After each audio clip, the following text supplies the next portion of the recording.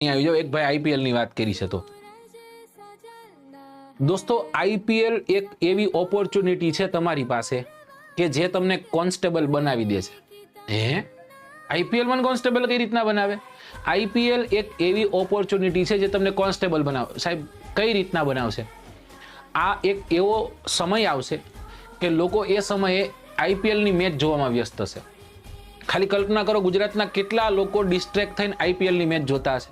શુભમન ગિલ રમ્યો, બરાબર, પછી તો કે ભાઈ સાઈ સુદર્શન આઉટ થઈ ગયો, પછી તો કે જોસ બટલરે 2-4 છક્કા હારા માર્યા હતા, બરાબર, ફિલિપ્સ રમતો હતો હું જ્યારે અંદર આવ્યો ત્યારે, રાઈટ. હવે હું કેમ જોઈ શકું? કેમ કે મારી પાસે મારું નોલેજ જેટલું મારે ભેગું કરવું એટલું કરી લીધું.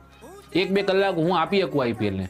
તમારે તમારી જિંદગી બનાવવાની બાકી છે, રાઈટ. દોસ્તો, યાદ રાખજો, બધા જ લોકો આઈપીએલમાં વ્યસ્ત હશે ત્યારે કવિ ભણવામાં વ્યસ્ત હશે, અને પછી આપ જાણો છો કે ત્યારે છેલ્લે ખૂબ બધી મહેનતથી ખાખી નામનો રંગ છે ને તમારા પૈંડે ચડશે. તો આ આઈપીએલ ને એક ઓપોર્ચ્યુનિટી તરીકે લેજો. ભગવાનને પ્રાર્થના કરજો, ભગવાન આઈપીએલ આવો જ જોઈએ, અત્યારે જ આવો જોઈએ, કેમ કે આખું ગામ આઈપીએલમાં હશે ને ત્યારે હું વાંચી લઈશ. તો આઈપીએલ એક તમારા માટે બ્લેસિંગ છે, હું એમ કહીશ, રાઈટ. કેમ કે લોકો ડિસ્ટ્રેક્ટ થશે, 100 માંથી 50 જોવા વહી જશે. હવે કોમ્પિટિશન 50 ની વચ્ચે રહ્યું. વિચારવા જેવી બાબત છે. ડન છે.